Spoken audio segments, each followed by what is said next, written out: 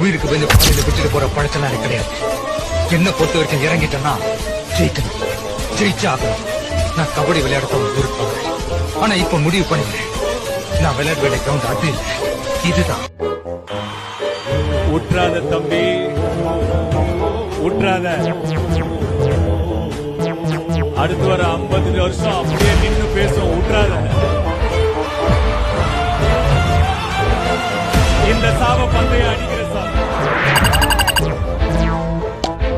முதல் படின்றது ஒரு 6 அடி மனிதனுக்கு 10 அடி உயரமான சுவர் இருந்தா அதுதான் முதல் படி.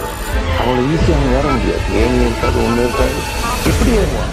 கஷ்டப்பட்டு ஒட்டைச்சு கலச்சு கையை வச்சு குதிச்சு ரத்தம் அவன் வாழ்க்கை வெறுத்துதான் அந்த ஒரு படியா.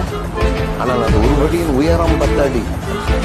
அதை ஏறி பண்ணிட்டான் மேல முதல் படிய கஷ்டப்படி எட்டி பார்த்தா அது 1 அடி உயரமா தான் இருக்கும்.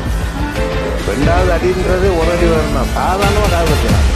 ஆனால் முதல்ல படியை மட்டும் ஞாபகம் வச்சுக்க. ஹார்ட் ஒர்க்கர் தான் சம்பாதிக்கணும்னா கொத்தனாரும்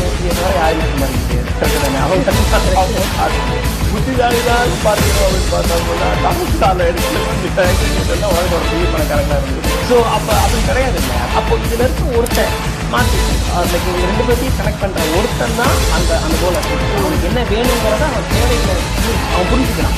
இந்த நிறைய பேர் அவங்க ஸ்டார்ட் பண்ண விஷயம் கஷ்டமானதுன்னு தெரிஞ்சு பாதியிலே விட்டுட்டு போயிருப்பாங்க. ஆனால் நான் இது கஷ்டமானதுன்னு தெரிஞ்சுதான் நான் ஸ்டார்ட்டே பண்ணேன். அது கீழே இருக்கிற போய் கேள்றா, மேலே வந்து கேட்குறேன். சின்ன வயசுல எனக்கு நல்ல பழக்கம். யார் எதை கற்றுக்கிட்டாலும் சீக்கிரம் கற்றுக்கணும். நீங்க வேணா ஏரியால கிளாஸா பாஷா சுத்தலாம், நான் ஏன் மாசன்னு தெரியாதுல. சொந்த காலிலே தலை சுற்றும் பூமியை வெல்லு, இது அப்பன் சொல்லியே சொல்லு மகனேவா.